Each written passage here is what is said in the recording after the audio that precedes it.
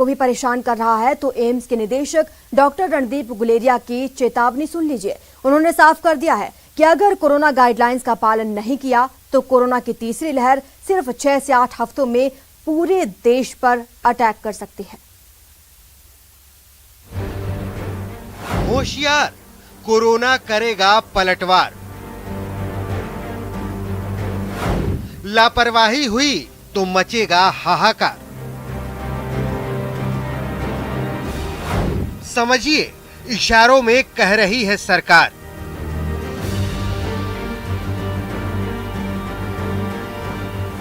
छह से 8 हफ्तों में कोरोना की तीसरी लहर।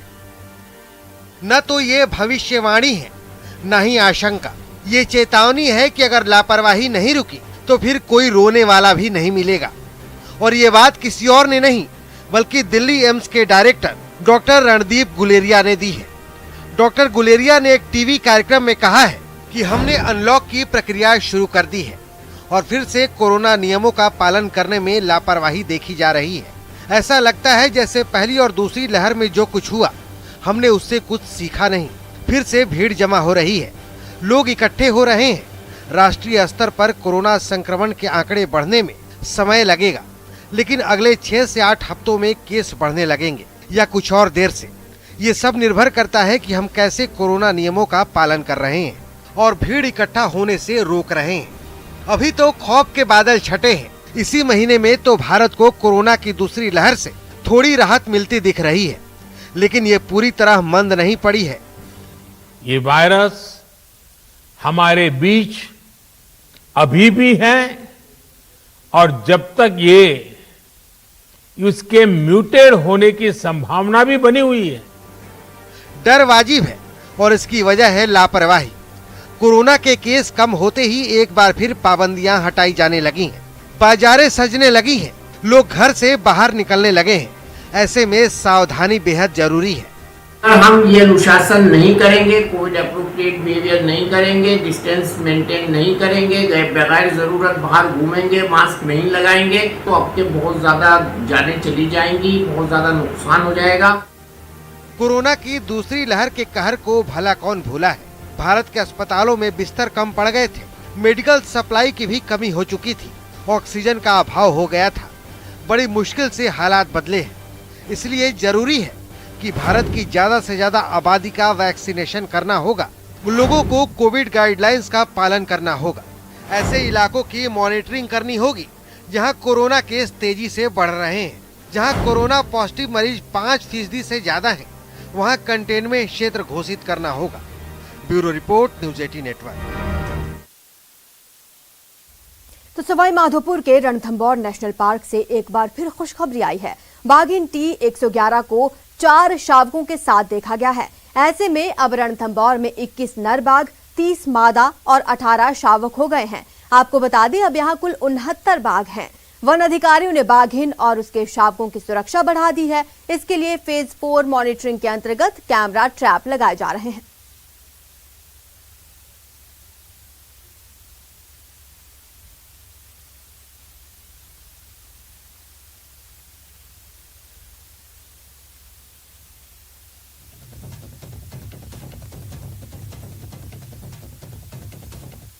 प्रदेश में सरकारी अस्पताल लोगों को इलाज देने के बजाय मौत दे रहे हैं। भरोसा नहीं हो रहा तो चलिए हमारे साथ झुंझुनू। कहीं पिटाई, कहीं हंगामा,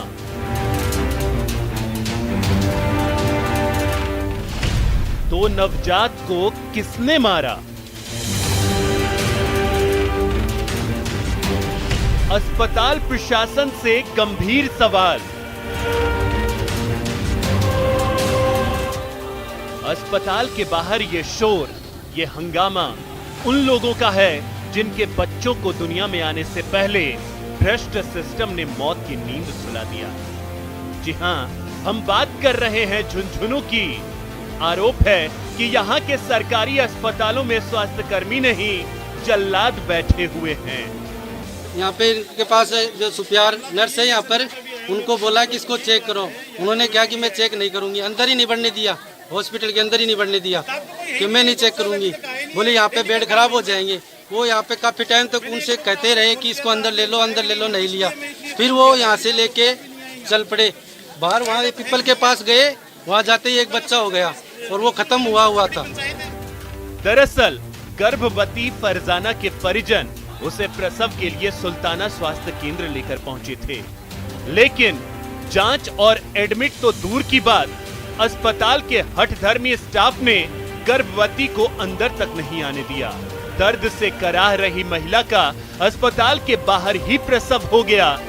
लेकिन प्रसव पीड़ा यही नहीं रुकी। आनन फानन में परिजन गंभीर हालत में महिला को चिड़ावा के सरकारी अस्पताल लेकर पहुंचे। यहाँ फिर प्रसव हुआ और दूसरे नवजात की भी मौत हो गई। शरीर में इन्फेक्शन फैलने के कारण फरजाना की हालत खराब है। वो अस्पताल में जिंदगी और मौत की जंग लड़ रही है। उसके बाद में वो प्रमोद जी आए, उन्होंने हमसे कहा कि इसको दूसरा बच्चा होने वाला है, इस लेडीज के कुछ नुकसान हो जाएगा तो इसको चिड़ावा या झुंझुनू ले जाओ।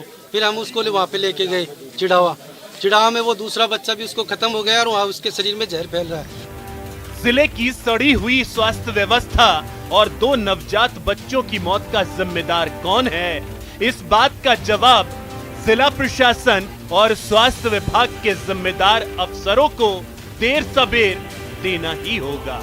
न्यूज़ 18 के लिए झुंझुनू से इम्तियाज भाटी की रिपोर्ट।